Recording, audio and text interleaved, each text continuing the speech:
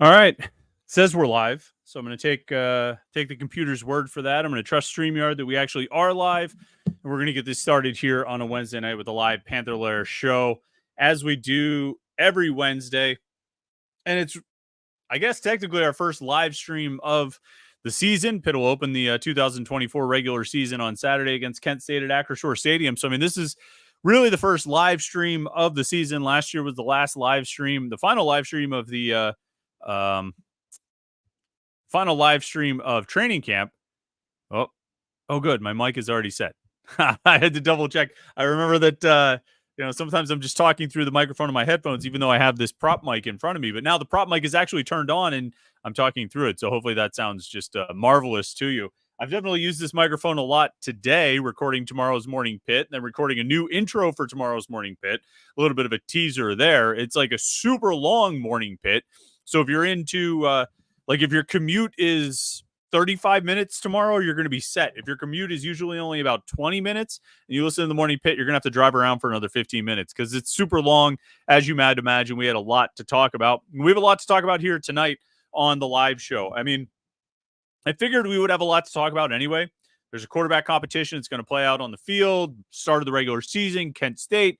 Going to be a lot to talk about. Oh, that game, there's going to be a ton. And then we just had to go and have a bit of an athletic director or director of athletics controversy. Heather Lyke being courted for or interviewing for and potentially a finalist for the athletic director job at Northwestern. And then in a matter of hours after I finished recording a long podcast about her being a candidate for the Northwestern job, she ends up not getting the Northwestern job. And it went to Mark Jackson, Villanova athletic director. Where does that leave Pitt? Where does that leave Heather Lyke? Where does that leave this whole big hill of beans? I don't know. It's going to be very interesting to see what happens going forward, but certainly creates an interesting situation, potentially an awkward situation as Heather Lyke comes back to Pittsburgh and reintegrates into life in Oakland. And it's going to be interesting. I mean, there's a football game on Saturday. Heather Lyke, after a very public flirtation, a public dalliance with Northwestern, is presumably going to be out in public at Acrisure Stadium. You know, I think usually they have a donor or a fan dot the I, right? Which is a totally unique concept that no school has ever done before. But they have a donor or a fan like dot the I when they spell out the script Pitt before the game. And usually Heather Lyke is standing out there with them. So could be an interesting reaction from the fan base. I don't know. Could be very interesting to see what happens there with the Pitt fan base when Heather Lyke is in public. Maybe they'll all celebrate her return. You know, glad you didn't leave. Big round of applause from the thousands in attendance. Or maybe they'll be the other way of like, hey, you know, this is like the fifth time you've tried to get a different job. What gives? And we're not entirely sure about your motivations or your performance here. What gives? I'd be curious to see what kind of reaction there is. I feel like in 2013, it might have been the Florida State game when they retired Larry Fitzgerald's number. I feel like Steve Peterson got booed in that instance. I forget exactly. I'd have to think back. I know people who would definitely remember if that happened, but I feel like that happened. It would be unfortunate for that to happen on Saturday, to have any kind of extreme negative reaction like that, but it's also possible, right? I mean, I think a lot has been revealed this week, or a lot has been sort of uncovered and become public. Not just this, Heather Lyke interviewing for the Northwestern job, but maybe some different things about her tenure here at Pitt and what this era has been. And that's, not all of it favorable. And I think it definitely, good. Our friend Will Z says Steve Peterson definitely got booed in that game. So thanks for remembering that, Will. I mean, that stinks. First game in the ACC, you got a big, big game against a big opponent. You're retiring the number of one of the all-time greats, and you get the athletic director gets booed. That's a real shame. But anyway, let's jump into it. We'll bring Jim here in a minute. We already got a lot of people tuned in for the live stream. I figured it would be a lively one tonight. Remember, if you want to be part of the conversation, you can go on the chat screen right there on the right side, post your comments and your questions. We'll read as many as we can. There's already a bunch that are in there.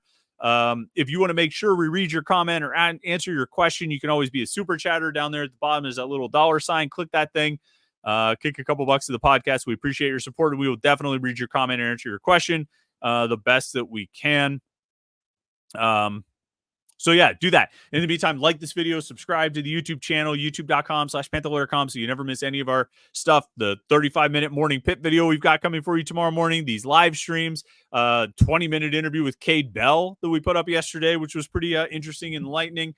And of course, the live streams after the game. We got our first post-game show of the season coming up after the Kent State game on Saturday. I'm really looking forward to that. I don't drink whiskey often, but that's going to change here in a couple of days. And I'm excited about it. I think it's going to be fun. I always like those post-game shows. I think everybody tends to have a good time on those. So we'll look forward to it. You can make sure you don't miss it if you subscribe to the YouTube channel, youtube.com/Panther-Lair.com. All right. Jim has been waiting patiently while I ramble on. Jim, do you remember that Florida State game in 2013? Yeah. Yeah, I was there. Okay. You not in a professional capacity. In the stands, or were you were you working for someone?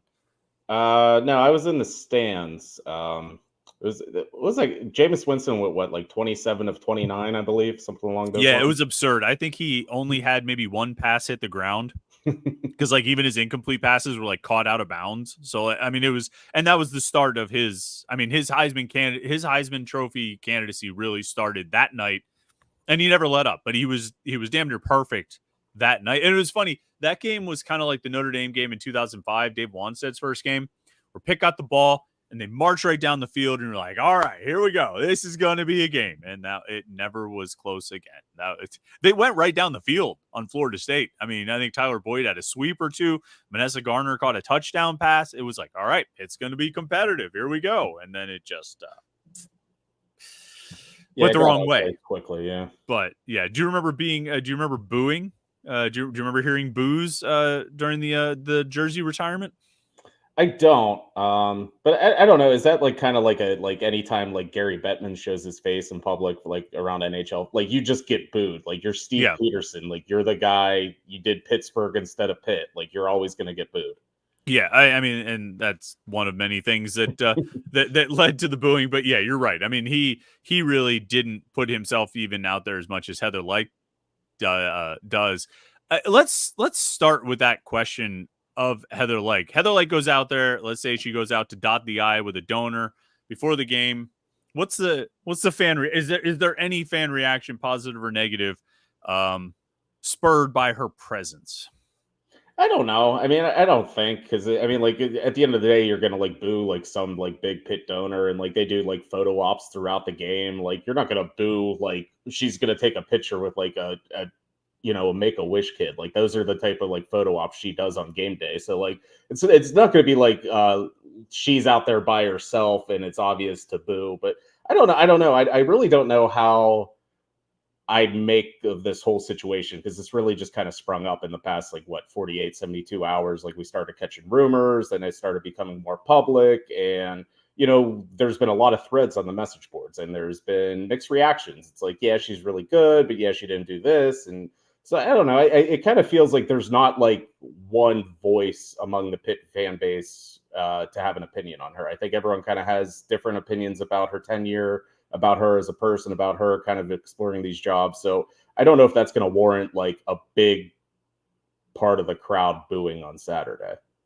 Yeah. I think there's also, everybody likes to talk about approval ratings these days. I suspect the approval rating among the Pitt fan base is still rather high. I think on our message board, where we've gotten into some topics and some discussions and maybe, reevaluations of the last 7 years in the Pitt athletic department and kind of the course it has gone on, I think some of that tone has shifted. When it first came out that she was interviewing for Northwestern, it was all, holy cow, Pitt's got to stop this. Pitt is going to screw it up. If she leaves, Pitt has clearly shown they don't care about athletics anymore, or again. And I think that was going to be the narrative. If she got the Northwestern job, that was going to be the public narrative. People who very rarely write about Pitt or talk about Pitt in the local newspapers or on the local radio stations would go strong with the Pitt doesn't care about athletics, because if they cared, they would pony up to keep Heather Lyke. And that was the tone on our message board. Now, yesterday I put up a pretty long thread, and it's still going strong. Let me just check. As of 8:41 tonight, that thread has 262 replies and 8,000 views, and I posted it right around 3 o'clock yesterday afternoon. So that's what, 29 hours. That's pretty good. I mean, our board is pretty active, but 260 replies to a thread that was posted 28 hours ago is, I'll take that. 10. That's only like 10 replies an hour, but that includes overnight. So that's, anyway, a lot of the stuff we talked about in there about maybe some of the areas where Heather Lyke's athletic department has fallen short, I think it changed some of the perception. At least, I think the general tone of that thread was different from what the initial reaction was. But that's a small percentage of the fan base. If the message boards as a whole represent a minority of the fan base, the vocal percentage that actually posts on the boards, far more people read the boards than post. And those that post are like a minority within a minority. So even if that tone has changed, it wouldn't be a lot of people that it's not enough to create a loud stir, I guess is what I would say at the stadium. But I wonder if people are miffed about the fact that, okay, this was Northwestern, before that was USC, there was Washington, there was Michigan State, there was Ohio State. Am I forgetting one? Am I, I think you got them all. Yeah. Jobs she was linked to. Like,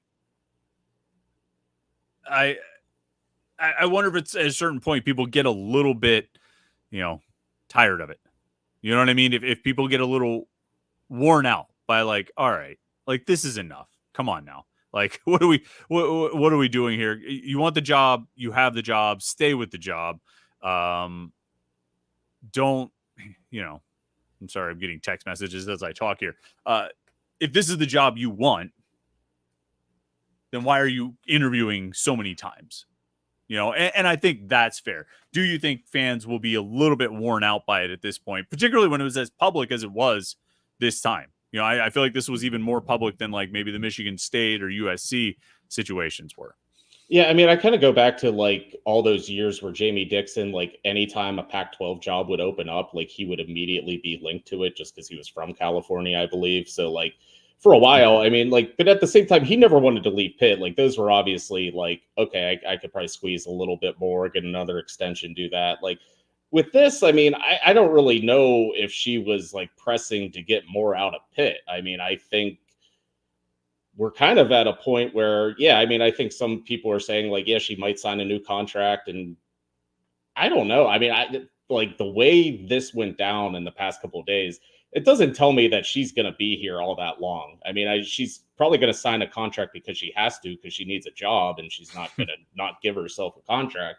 But at a certain point, I don't think, and I think you even touched on this in the message boards, it's not like Pitt went out of their way to make sure she got everything she wanted. I think she just didn't get the Northwestern job. And I think it's as simple as that. And I think the next job that comes along, or the next opportunity that comes along, she might be looking at it, and other schools are going to look at her. Because, I mean, she is pretty good. I mean, like, there's a reason she's linked to these jobs. And so, yeah, I don't know if whatever happened in the past 3-4 days necessarily means that, oh yeah, she's staying at Pitt for the long haul. I don't really get that sense. Yeah, I agree. And I think what it came down to, you talk about like contract extensions. I think she wanted a certain amount. I think Pitt was willing to offer her less.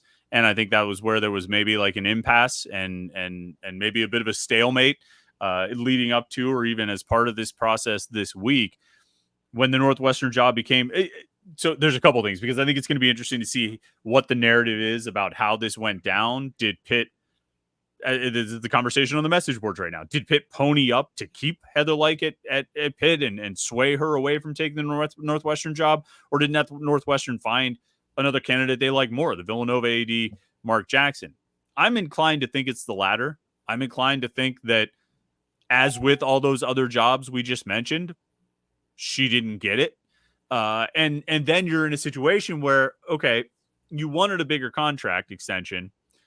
You went looking for another job, either A, to get that other job, or B, to sort of force a contract, the contract extension you wanted. You didn't get either one of those things, and you're probably going to end up just signing whatever Pitt offered you in the first place. And it might be like a 1-year deal, a 2-year deal, or something like that. There's a bigger conversation to have, and this is the bulk of what the morning Pitt is about tomorrow, is about why Pitt and Joan Gable, the chancellor, were less inclined to give Heather Lyke a longer extension. And I think that's something that is it's something that probably for a lot of fans feels like, yeah, this doesn't make any sense.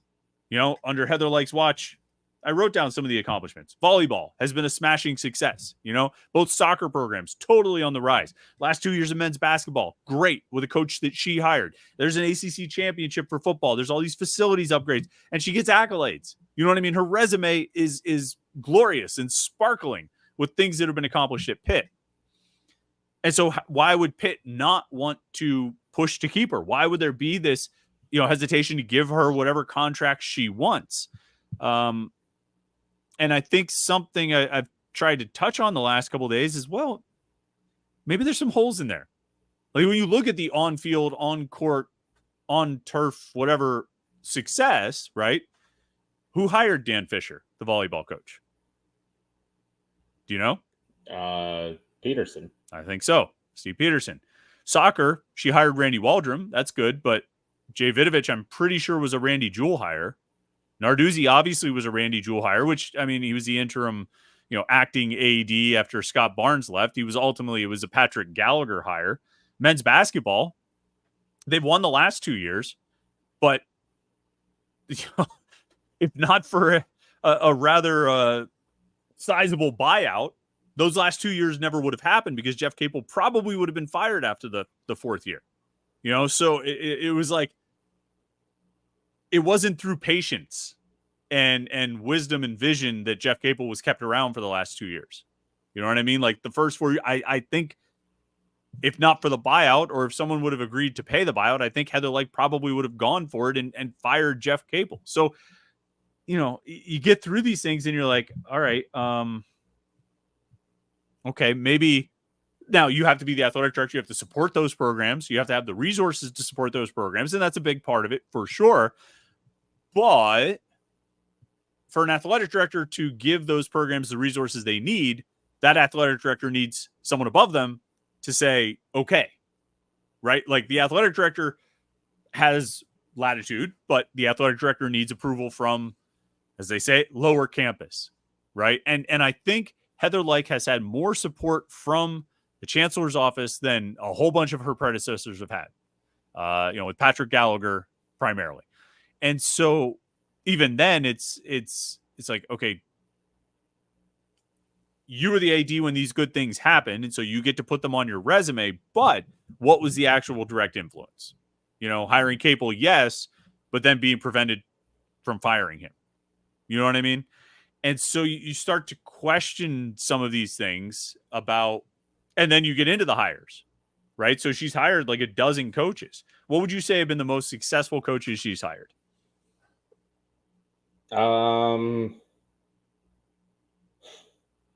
Trying to think, because we're already on a second women's basketball coach. Baseball has not been good at all. I think they're on a second softball coach, maybe. I think they're still on the first softball coach, but that was kind of a disaster. Situation. That was a not well handled removal of Holly April back when that happened. In baseball, I think baseball they've had their moments. I don't know if they've necessarily exceeded where Joe Giordano had the program, but they've had their moments, but they haven't been able to sustain. And there's a question about where the ceiling is with that program. She's actually hired 2 gymnastics coaches also. So gymnastics and women's basketball, she's hired, fired, and rehired. I'm still waiting for the successes, Jim. Come on. You got it. There's 3 coaches I could think of that she has hired that I would say have had successful. Waldrum has to be. Yes. He's the one that I don't think you can take anything away there. Maybe there's a backstory about how she ended up hiring him, just like, whatever. But no, absolutely. I think that's a success. Randy Waldrum, women's soccer for sure.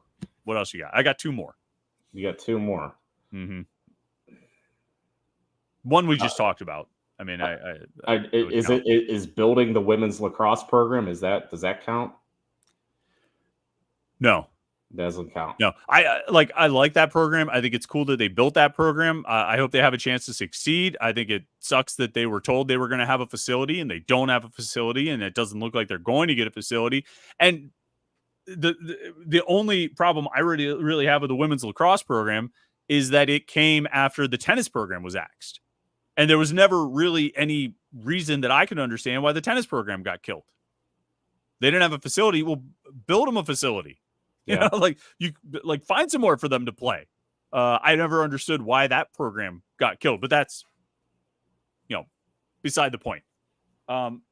Capel. I mean, I think Capel has been a success based on the last 2 years. You know what I mean? I'm going to give, plus, I mean, he was able to go out and recruit Amsal Delilich. And so I think that alone makes him a successful hire. So that's two. All right. Women's soccer and Capel for successful hires. Are we calling Keith Gavin a success? So that's the other one that came to mind. I mean, I think wrestling, I think there's a higher ceiling for the wrestling program. I think they've been good, but not great, but they've been good. And I mean, if you compare the wrestling program to baseball, women's basketball, gymnastics, softball, I mean, I think the wrestling program's success exceeds those other programs. But of course, even that has the backstory of they seemingly had Pat Santoro, 4-time All-American at Pitt, national champion, 2-time national champion at Pitt, pretty much lined up to be the coach. And somehow that went sideways. And I don't want to say they ended up with Keith Gavin. I mean, he's a proud Pitt man himself, but they kind of ended up with him when they had probably a better candidate, or a better candidate with a longer resume, more experience as a head coach lined up. So even that sort of comes with like a caveat.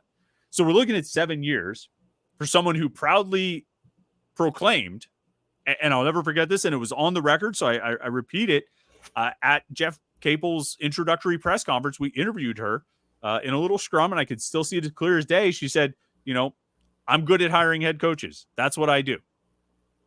And I was like, wow. Okay. I know you're riding high right now because this is a big hire, but like, that's quite a boast. I'm good at hiring head coaches.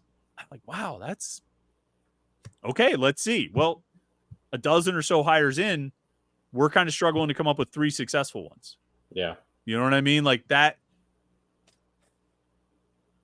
So where do we get off on? How do we get off on this? Talking about Pitt's maybe reluctance on the longer term deal, and that doesn't even get into all the different things about finances and things like that. I don't know. What do you think? Does everything just go back to normal here? I mean, she gets a couple years and they just resume business as usual. I mean, you can't really afford to have some sort of strife, right? Like, this is not the time to have disruptions and personal disagreements and a lack of shared vision. I mean, everybody has to be on the same page at this point in the college landscape, right? Yeah, I mean, I think when this whole thing first started on Monday morning, I mean, I think we kind of got the sense that at least from Lyke's camp or people around Lyke's camp, were making it seem like Pitt is not taking athletics seriously. Joan Gable doesn't care about sports. And the more we've kind of talked about this, is I don't think that's the case. I think they're just curious about her handling of some money. And I mean, it's a weird thing. We kind of talk about it with football from time to time. It's like the entire sport changed after Pitt won the ACC championship in football. Like the entire sport changed. And but college athletics changed right when Heather Lyke decides to go through with this ambitious, 3 or 4 new venues for the athletic teams and like this huge overhaul, Victory Heights. It also happened like during this seismic shift of college sports. It's like, okay, we kind of need the revenue share with these players. And that's probably more important than getting a new track facility. I mean, we've survived forever without a track facility. Why are we building one now when we're falling behind in football? So it's weird. I mean, I think some of the timing for her has been off, but I can see why administration, a new set of eyes, a new chancellor might not buy into that same Victory Heights vision, might, think there's better ways to allocate these funds. So I don't know. I mean, I think it kind of, when we talk about coaches and say if Pitt did replace a new athletic director, then Jeff Capel and Pat Narduzzi would have a new boss all of a sudden. Well, Heather Lyke has a new boss all of a sudden. And so there's always going to be those clashing heads. You always kind of want to hire your own people. Well, Heather Lyke is not one of Joan Gable's people right now, so they're just trying to, kind of figure out some ways to work together. So I don't know. I mean, like I said at the top, it could be like a point of no return. Like she might find another, life raft and kind of cling to that. But I mean, they're not going to make a move now. There can't be strife, like you said. They're going to get through this school year. I mean, as we know, like an athletic director hire takes even way longer than a coaching hire. So like, yeah, I mean, I think for right now, she is the athletic director for the entire school year coming up. There's that. That's always good. Josh Newark wants to know, Jim, are you a Steve Peterson apologist since he brought the Dino Cat to Pittsburgh? Deep down inside, I mean, he really had a vision for a great logo, and I'm still waiting on Throwback Dino Cat night. I did create the Dino Cat uniforms on NCAA football, so I have implemented those. So yeah, I mean, nice work. Yeah, we're Steve wasn't all that bad. Who are you starting at quarterback, Jim? Eli Holstein. Are you? Wow. How's that working out? Yeah, he's a good player. We got a lot to talk about in that regard. I want to get through a few of these comments here on the Heather Lyke topic before we jump into the football side. This will work out like half hour on this stuff, half hour on football. It should be pretty even. TRR says Pitt has been respectable in the Sears Trophy. Is that like the Learfield Cup Sears Trophy rankings? After being years at the bottom, it was embarrassing, but so is Pitt's leadership. I feel like what we saw last year was like in the fall. Yeah. In the fall, they were pretty good, but then in the spring, it sort of maybe didn't drop to the levels it's been at in the past, but it kind of leveled out a little bit. Does that sound about right? Yeah, I want to say at some point, is it like some point last year, like Pitt was, or no, that was 2 years ago. I was going to say like Pitt was the only school that had like a football, both soccer and volleyball ranked at once, but that wasn't this past year. That was 2 years ago. Nope, definitely not. Football was bad last year. So I mean, it's getting there. I mean, I think like it's again. I mean, we talk about the soccer programs where they're at, the volleyball program where it's at. I mean, some of these Olympic sports are elevating, and that's great. But like, it's hard to not look at things with sort of some cold, hard cynicism and be like, "That's great. That is such a feel-good story. I love it when the volleyball team is succeeding. It's great to watch. It's a lot of fun. It's exciting. I like seeing what the soccer programs have done and all this stuff. But like, bro, where's the money? Like, what's making money? And because those programs are getting paid for by football revenue.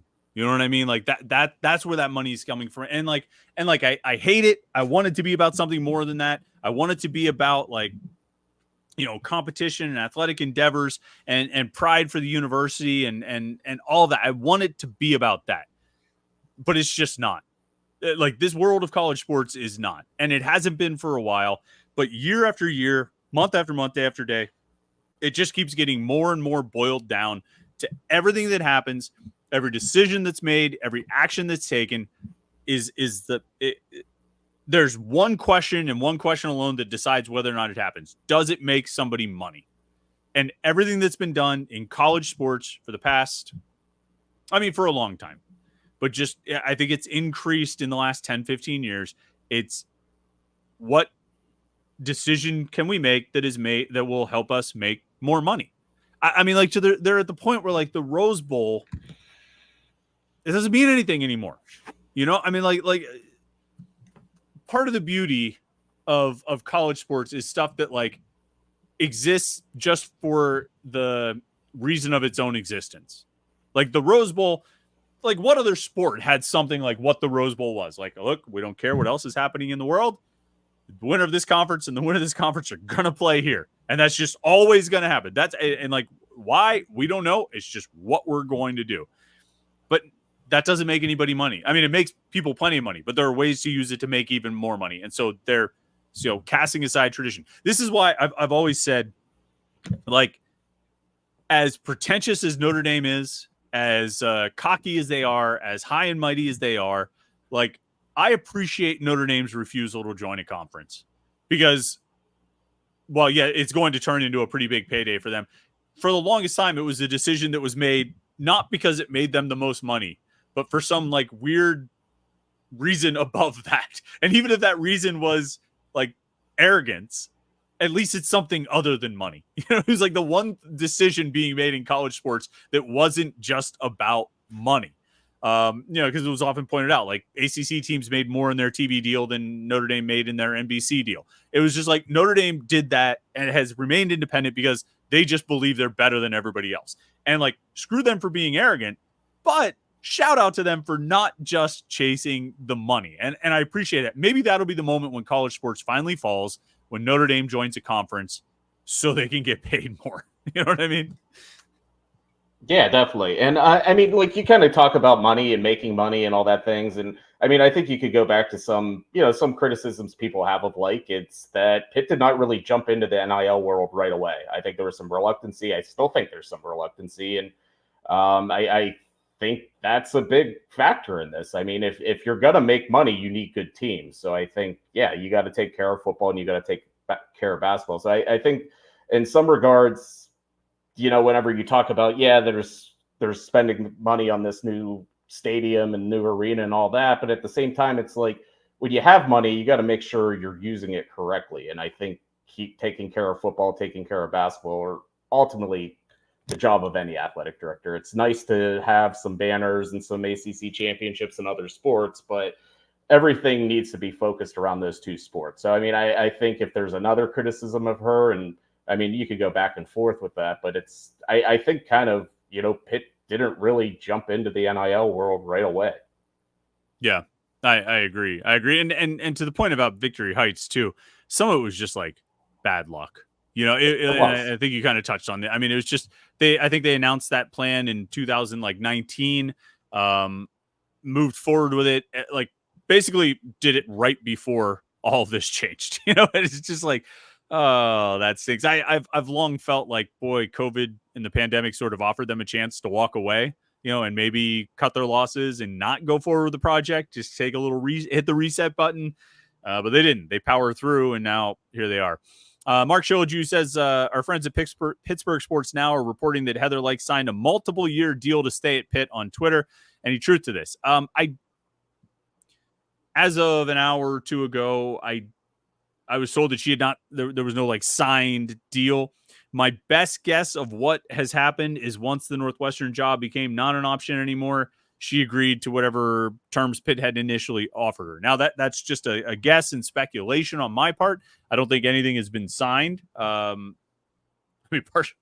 because she's been in friggin' Illinois for the past 2 days. So I think that makes it a little bit tougher. My guess is the ultimate resolution here will be like,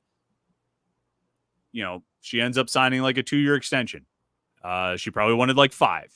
And we'll end up signing 2, probably ultimately whatever Pitt was originally offering, like coming back to the table and taking what the original offers. But that's speculation I'm on my part. Is that what you would imagine will happen here? That's kind of the sense I'm kind of reading into right now. Yep. Let's see here. Scrolling through here. I'll just read a couple comments here. Will Z says the main Heather Lyke deal is she wants to bring up the non-revenue generating teams up, which racks up the department debt. The focus of the modern NIL AD needs to be NIL in your money-making programs, football and basketball. Look, there's something to be said too. I think when you look across college sports, who's getting hired for athletic director jobs, a lot of them are sitting athletic directors. But like Ohio State, I think hired someone with a background in business, right? It kind of went that direction. And I think that's where a lot of, because it's not like we're past the days of get somebody who can glad hand and, shake hands and kiss babies and give good speeches. Like you need to be able to do the fundraising first and foremost. You need to be able to mobilize and motivate the fan base, but you also need to be really, really good with management, with managing resources, now more than ever, as you're, trying to find ways to chip $20 million out of your budget or add 20 million to the budget of what you have to spend every year in the revenue sharing. The reality is with Heather Lyke, her background's in compliance. And to, you mentioned about dragging your feet on NIL. I think that's part of the reason. And I think a lot of her top advisors and executive team are, they have backgrounds in compliance. And I think for people who have come up in compliance, there's very much it's a challenge to stomach the idea of NIL because it's what they've been against for their entire professional careers. This runs completely, opposite to what they've always believed. And so I think that created some of that reluctance. Well, now you fell behind, and your operation is, your war chest, your NIL war chest, your NIL budget is one of the lowest in the ACC. As a result of a number of things, but the reluctance by the athletic department to get involved, that's a big part of it. To what you were saying earlier. Yeah, definitely. And I remember maybe, last year Pitt started kind of advertising for Alliance 412, or at least kind of showing that partnership. But I don't know. I mean, you can make the argument that was 12 months too late because other schools, the second it was okay, you're good to do this, there were schools promoting it. This was part of the athletic department. This is part of the general fund. We're pushing forward with this. And it took Pitt a year to kind of do the same thing. Yeah. The Panther says Heather Lyke brought back the Pitt script uniform. I'll forever be grateful for that. But other than that, I think she's about a C+ student. I mean, it's great. They got the colors, the script. But I mean, as I've said a million times before, they had a perfect uniform. And it was the retros they wore in 2016, 17, and 18. It is a perfect uniform right there. You needed to do literally nothing to those uniforms. They were flawless. And so any change, and I understand it was Nike. I assume Heather Lyke had some input on it. I'm sure if she had gone to Nike and said, we want these things for all the time, they would have done it. I assume. I don't think they would have forced her hand to do all the cathedral stripes and cathedral fonts and all that stuff. But just give the people what they want. And what they wanted were those, well, everybody except for you, Jim, wanted those retro uniforms. They were flawless. I mean, they were the best uniforms I've ever seen. Yeah, those were pretty cool. And I think the basketball team that year, they had some pretty sweet the all yellow ones with the script. Those are really cool too. But I mean, yeah, just to that point right there, that comment is, yeah, she changed the whole athletic department. And it was an obvious move. And you have to wonder why there was, a few ADs ahead of her that just never okay, let's just make these people happy and give them this blue and yellow script uniform. That's all they really want. And so, yeah, I mean, there were some obvious moves that she made, but she would still get credit for them. I mean, this is what people wanted and you delivered. So yeah, that's at least one feather in her cap for that one. Yeah. She got the colors and the script, but not the, I remember in 2016, they rolled out the retros for that Georgia Tech game. And I was like, oh my God, these are beautiful. This is amazing. It can't get better than this. And then the next year they rolled out the road versions of the retros. And I was like, nope, they got better. This is amazing. This is the best uniform I've ever seen. I mean, it really was it was perfect. It was just perfect. But you can't have perfection. You can't fly too close to the sun, Jim. You fly too close to the sun, your wings start to melt. So you gotta be slightly less than perfect. You gotta have a cathedral font, which is fine. I've come around on it. I don't care. But then you see some of the photos of James Conner, running in that uniform, or Nathan Peterman. You're like, oh yeah, this is what they need to have and should have had all along. All right. Let's see. A lot of comments, a lot of people chiming in here talking about stadiums and Will Z agrees, says the 2019 throwback that they wore at Penn State. Yeah, they wore it in 2017 also. They wore those I think they wore them at Penn State, and I don't think 2019 was the first year they wore the road throwback. I think they had it in 17. It was 17, and it was kind of they didn't you remember they used to do the uniform reveal every Thursday. They didn't do one that was a surprise. That was the big surprise. God, those things were so beautiful. So beautiful. All right. Let's see here. All right, there was a super chat came in very early. Our good friend Brock wants to talk a little football, and I think that's fair. Says, who will be the most impactful transfer who transferred into Pitt after spring camp?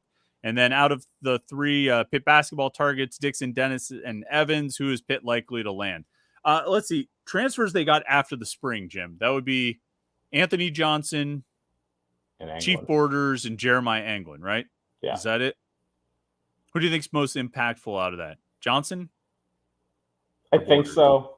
I think it's Anthony Johnson. I've kind of been high on it just because he kind of presents something different than the other defensive tackles. Like I kind of think they need that big, kind of strong space eater, good against the run, and it might not even reflect in stats, but like I think that's going to be one of those elements where they help, kind of get back to being a good run defense.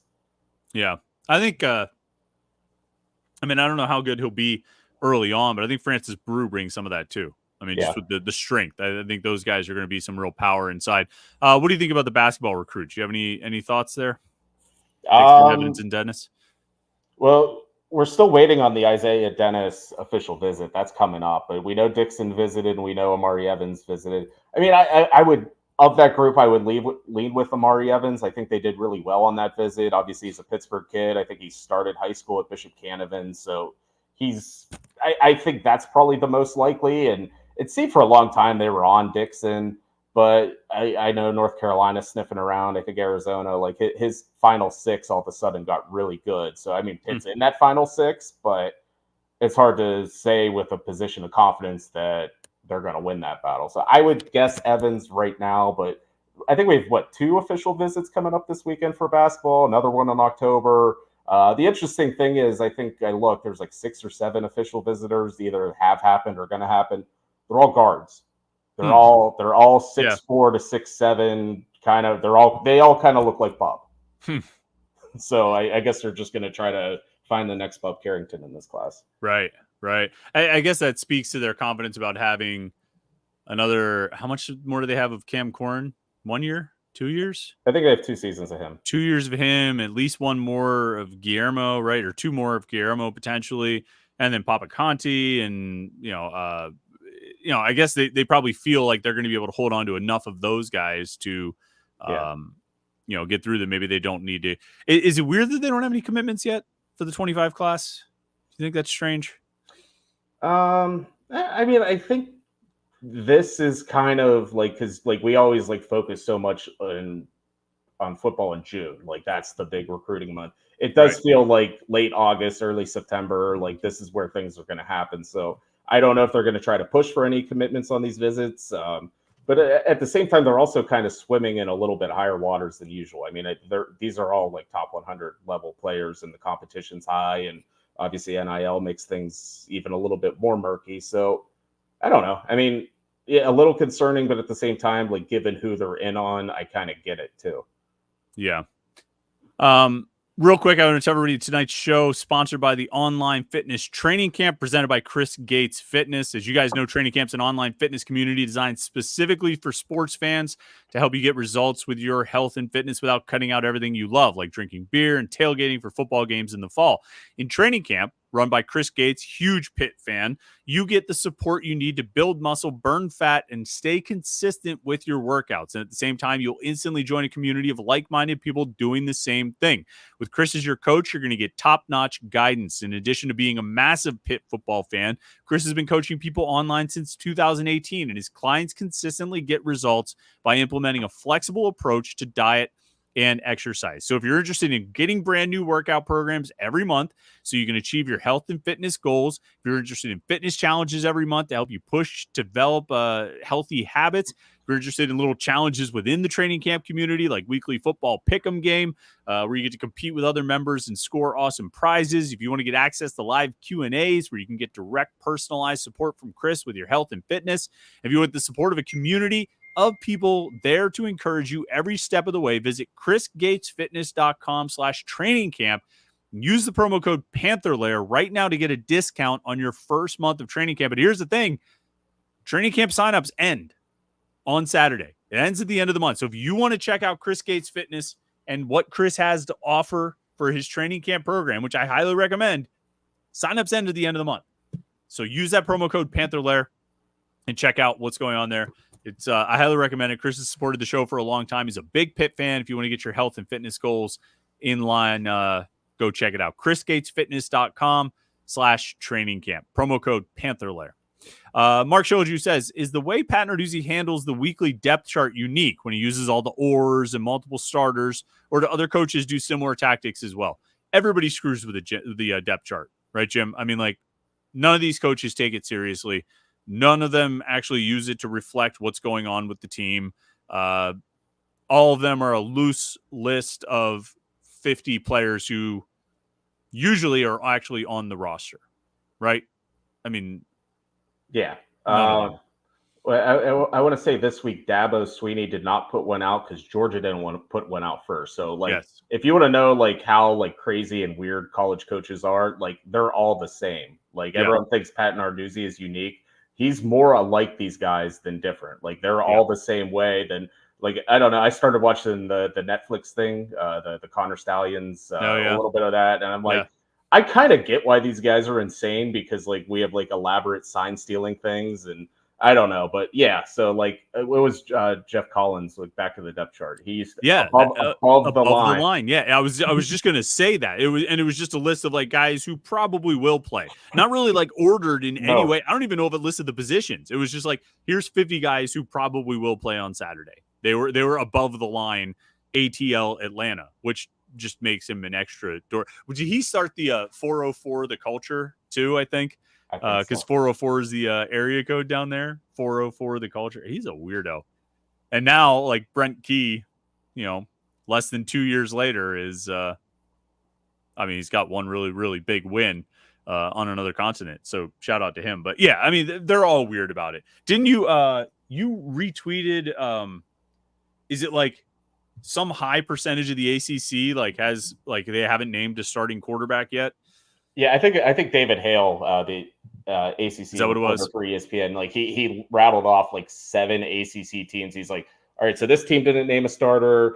Dabo's not releasing a depth chart. Pitt didn't name a starter. Blah. Like, it was like, yeah, like 7 or 8 teams don't have a defined starting quarterback, and it is Wednesday before the first game. Yeah.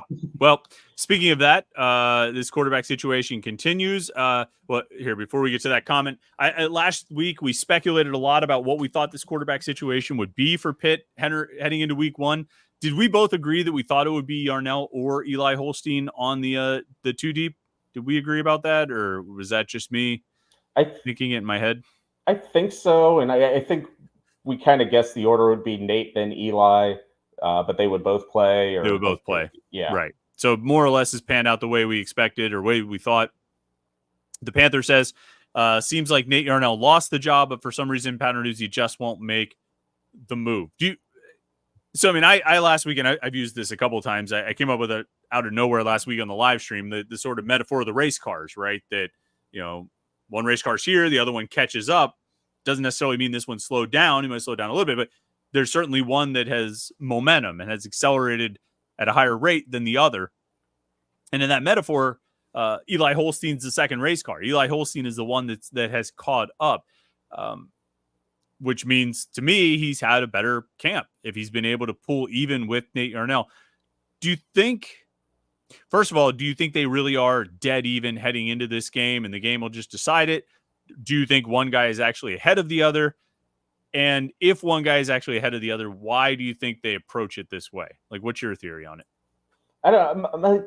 Kind of my theory is that, kind of going back to the race car, it's that Eli just played really well and he was healthy and he wasn't in the spring, so he gave them a lot to think about. But I also think Nate Yarnell didn't really do anything to lose the job. Like, it's not like he fell behind or got lapped by Eli. I mean, he's just being Nate Yarnell. He's not turning the ball over. He's steady Eddie. He's going to do what he does.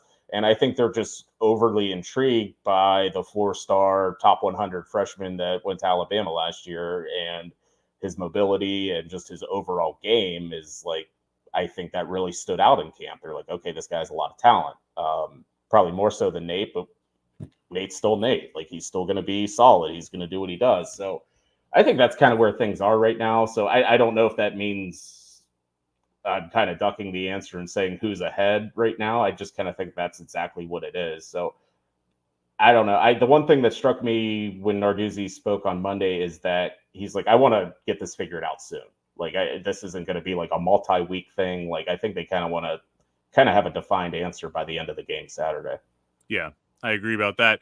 Will Z points out, and I did notice this, that there is a post on our message board that Eli Holstein's going to be the starter. Pat Narduzzi said that will be decided during the week based on practices. I don't know if he'll tell us that when we talk to him tomorrow or not. I think I probably expected Nate Yarnell to hold on to it. I had heard some rumors that maybe Eli Holstein would start. I think it ultimately, I'm less interested in who starts than I am in how they play. You know what I mean? And who plays better on Saturday. Whether Yarnell takes the first snap or Holstein does, it doesn't matter to me who plays better. So, I mean, Paul Sebastian asks, how will the quarterback situation play out? One half each, alternating series. So Cade Bell, we talked to him today. I don't know if you got a chance to check out that interview. We were talking about when he was a quarterback, was he ever in one of these sort of position battles? He said, yeah, when he was a redshirt freshman. I think he was like the backup, and they went like every other quarter. I think they split quarters. So one guy did the first quarter. I think Cade Bell did the second quarter and the fourth quarter. And by the end of that, he had won the job. And so I asked him, knowing full well he was never going to answer this. I said, were you going to do something similar? Are you going to use that kind of approach? I knew he would never give any kind of detail, and he didn't.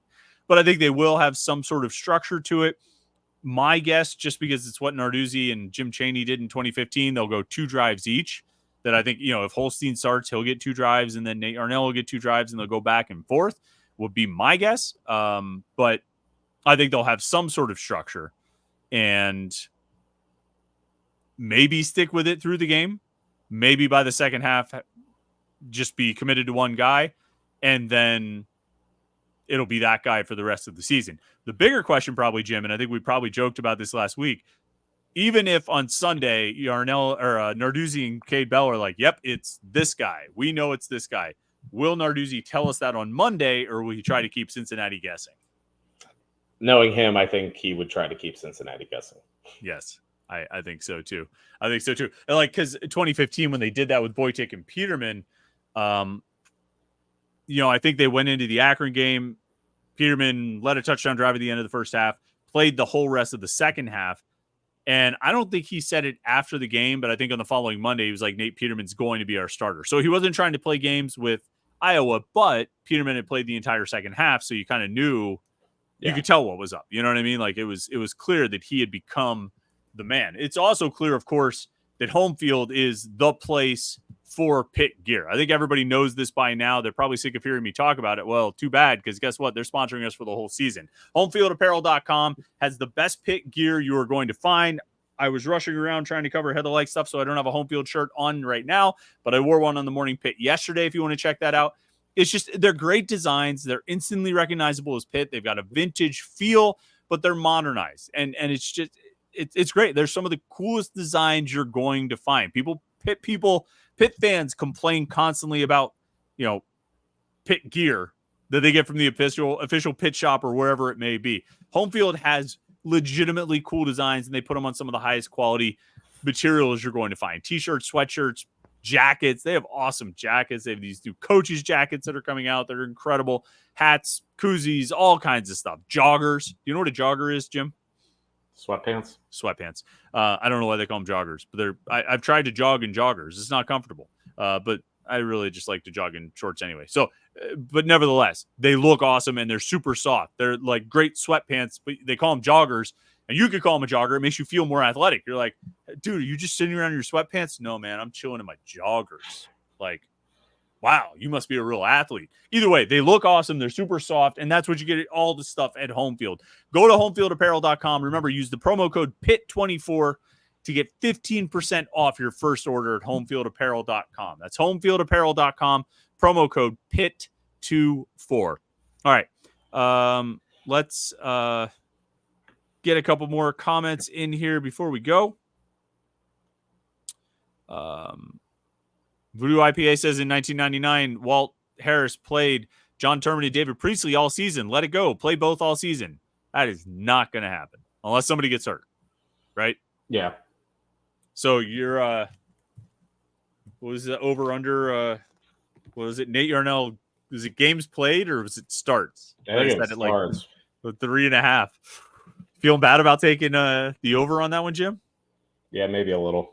I think everybody took the buyer's over remorse. on that. Like, yeah, I think everybody took the That over was on the that. vibe like a week and a half ago. I kept saying, I was like, I don't know, guys. You guys are all going over on this. I'm not so sure about it. But boy, look at me. Now, man, if I get a victory lap on that and I get a victory lap on Amsal Delilich being a dark horse ACC Player of the Year candidate, whew, you guys are never going to hear the end of it. Because those guys down there, the other media guys, they're not on board with the Delilich hype train. You know this? Like, they think you and I are really weird for being so hyped about Delilich. Like, the other day I was talking to somebody. I forgot who I was talking to. It was probably like Chris Carter and Steven Thompson, the Post-Gazette guys. And they were talking about who's going to be like the top scorers behind Jalen Lowe or something. I'm like, well, you're saying behind Jalen because you know the Delilich is going to be ahead of Jalen, right? Like, and they were like, why are you and Jim so high on this guy? I was like, because that's just what it is. I actually made the comment the other day that I think Amsal Delilich is going to be so good that Pitt gets a third year out of Jalen Lowe. He's just going to want to stay around. He's just going to. It's because he's going to be overshadowed. He's going to be overshadowed. Jalen Lowe is going to only average like 9 points per game because Delilich is going to average like 18 and 12 assists. Like Delilich and Jalen Lowe will both average double-digit assists this year, while Delilich averages like 18 points per game. It's going to be insane. Like, people have no idea what's coming this year. And they make fun of me about it, but I don't care. Because every time they make fun of me for overhyping the 6'7" Bosnian wing who can shoot, you know what I do? I double down on overhyping the 6'7" Bosnian wing that can shoot. So, I think this latest one came up because our good friend, what's he call himself on Twitter? How could I forget this? Panther for Life. Jedi Master 868. Yeah.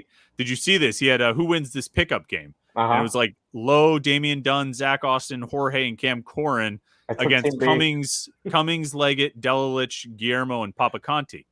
And I said, if you, like me, believe that that Delilich isn't dark horse ACC Player of the Year candidate, then you got to pick Team B, right? I mean, with Brandon Cummings and Ishmael Leggett, Delilich, and Guillermo, I'll take that starting four. Jeez. You might lose like the 5, like with Papaconti versus Cam Corrin, but I'll take those first 4. Would you take Lowe, Dunn, Austin, and Jorge over Cummings, Leggett, Delilich, and Guillermo? I voted in the poll and I took Team B. Man, mainly because Delilich was on the team. Because of Delilich? Yeah. I was like, this guy's awesome. He's gonna shoot so like 43% from 3. He is. He's gonna shoot just as well as Blake, but he's also gonna average like 9 assists per game. So, oh god, I love it. I like overhyping things. You know, I like getting excited about some of these things. And hey, the Holstein Yarnell thing, that one's working out pretty funny. That's going to be interesting to see. But anyway, let's see what else we come up with here. No, you guys are just the Panthers just talking about how he's concerned about Pitt's offense this year because when he plays the college football video game, it seems like the offense is really easy to defend. And man, there's a lot of reasons to feel good or bad about Pitt's offense this year. I just don't think the video game and your skills at playing it are adequate for analysis, I would say. Have you found that Pitt's offense is easy to defend in the game, Jim? No, I use the heck out of Desmond Reed, and he is fast. So there's a movement on the message or a growing theme on the message boards that apparently if you run like 4 verticals with Che Wabuko, it's just like it's a cheat code basically. Have you found this to be the case? Yeah, you can do that if you do this little pass in the flat to Reed or get like Kenny Johnson across the middle. Like I don't even throw the ball to Mumfield. I think he has like 6 catches on the season. Like I use the other guys. I use the fast little guys from Western Carolina. See, it's gonna all play out. Is Poppy Williams doing much for you, Jim? Yeah, he's in the rotation. All right. Sounds good. All right. We're at 9:30, everybody. Thanks for tuning in tonight. It was a fun conversation as always. Don't forget, we'll have the live show after the game on Saturday night. I can't wait for that. It's a noon game. I'm guessing we'll be live around 7:30, unless thunderstorms cause a delay. We'll see what happens there. But I know. Look, man, as long as it doesn't rain while I'm walking to or from my car, That's the only thing. I mean, I don't want to delay. I don't want to get stuck in the press box for a long time, but like, I just don't want it to rain on me when I'm walking to or from my car. Josh Newark says Che Wabuko won the Heisman Trophy for it. That's good I love stuff. it. I love it. All right. Tune in for the live stream after the game. It'll be a lot of fun. If you want to make sure you don't miss it, subscribe to the YouTube channel, youtube.com/Panther-Lair.com, and turn on notifications so you can get an alert every time we go live. Check out the Morning Pit tomorrow morning. It's very long and talks about a lot of the things we touched on tonight. Dives more into the NIL revenue sharing thing. But yeah, I think you'll want to check that out for sure. Jim, thanks for your time. Thanks everybody for tuning in and with the comments and questions. Like this video, subscribe to youtube.com/Panther-Lair.com, and stay tuned to Panther-Lair.com for all of the Pit coverage. Have a great Wednesday night. We'll see you in the morning for the Morning Pit. And then don't forget the live show after the game on Saturday night right here, youtube.com/Panther-Lair.com.